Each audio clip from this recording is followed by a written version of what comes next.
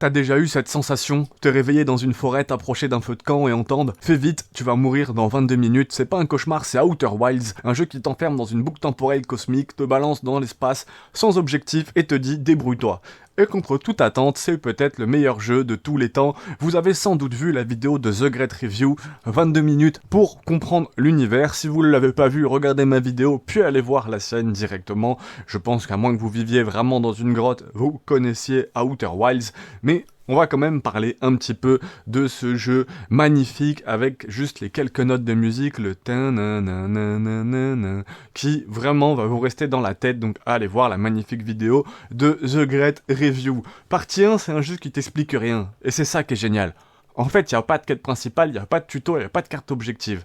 Juste une navette en bois, un système solaire qui meurt toutes les 22 minutes, un flash solaire arrive, t'as pas de niveau à monter, t'as pas de pouvoir.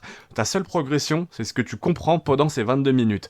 Comme un escape game géant, ou The Witness, mais avec des planètes qui se fondent, des civilisations disparues, et des mystères qui datent de milliards d'années. Allez voir ma vidéo sur The Witness, si vous savez pas de quoi on parle. Le monde est vivant, mourant. Chaque planète est une mécanique de gameplay en soi.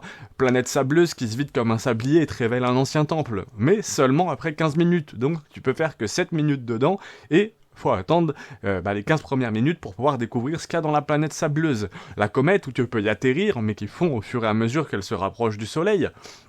Une géante gazeuse qui cache une cité sous les nuages, sauf qu'elle est secouée par des cyclones géants qui peuvent t'éjecter de l'orbite.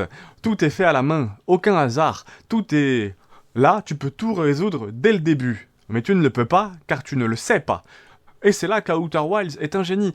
Ça transforme ta curiosité en carburant, tu veux comprendre, tu veux résoudre ce puzzle comique. Et une fois que tu sais, tu ne joues plus au jeu.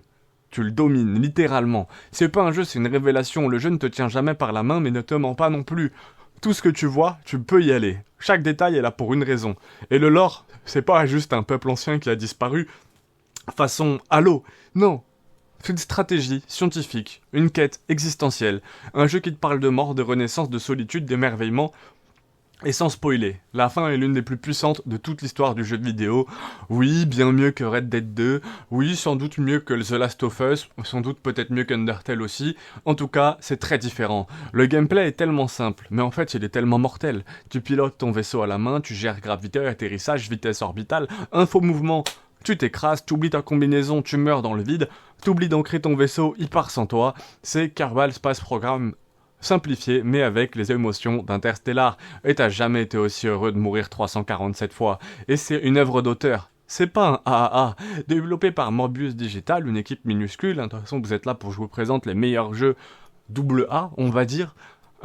C'est une équipe minuscule, Mobius Digital.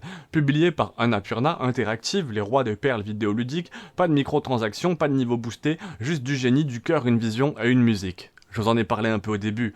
Bordel, cette musique qui te colle au cœur comme un souvenir d'enfance oublié. Chaque mélodie devient un repère, un moment, une émotion. Outer Wilds, c'est pas juste un putain de jeu. C'est une lettre d'amour à la science, la curiosité, la beauté de ne pas tout comprendre. Si t'as une âme, ce jeu va te toucher. Si t'en as pas, il va t'en fabriquer une.